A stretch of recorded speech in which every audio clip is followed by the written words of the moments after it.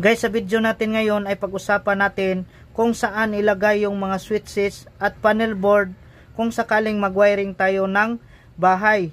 So dito, ito yung floor plan natin guys, at ito yung layout natin sa lightings. So sa layout ng lightings natin guys, meron tayo ditong living room, dining room, dirty kitchen at dalawang bedroom.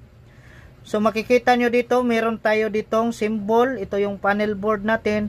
At ito naman, ang symbol na to ay ilaw or bulb.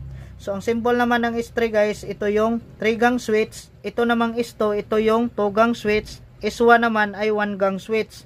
So sa S3 natin guys, meron tayo ditong 3 ilaw. So kada isa nito guys, 3-gang switch to, kada isa nito ay control niya yung iisang ilaw dito. Dito naman sa S2 guys natin, or 2-gang switch, kinokontrol niya dito yung 2 ilaw. So kada switch nito guys ay isang ilaw, at dito rin sa dirty kitchen natin, 2-gang switch ang nilagay natin dito.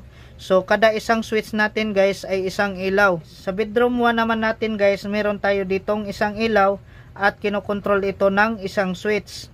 Dito naman sa pangalawang bedroom natin, meron tayong isang ilaw at meron din tayo ditong 1-gang switch.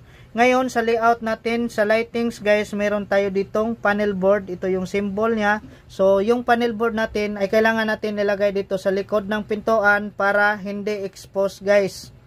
Next ay dito naman tayo sa S3 natin guys, ito yung 3-gang switch.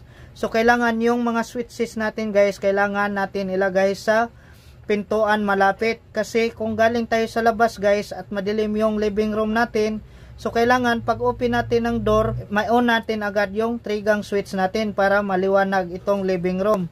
So yan yung purpose bakit nandito malapit sa pintuan natin yung mga switches. Dito naman sa dining room guys, pag galing tayo sa labas, pailawin natin yung dining room. So malapit lang tayo dito sa pintuan. So yan, mapailaw agad natin yan.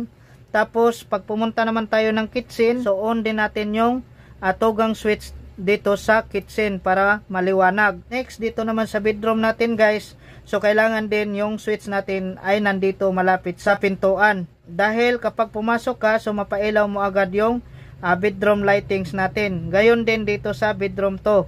Dito rin natin ilagay yung switch natin pagpasok natin sa kwarto.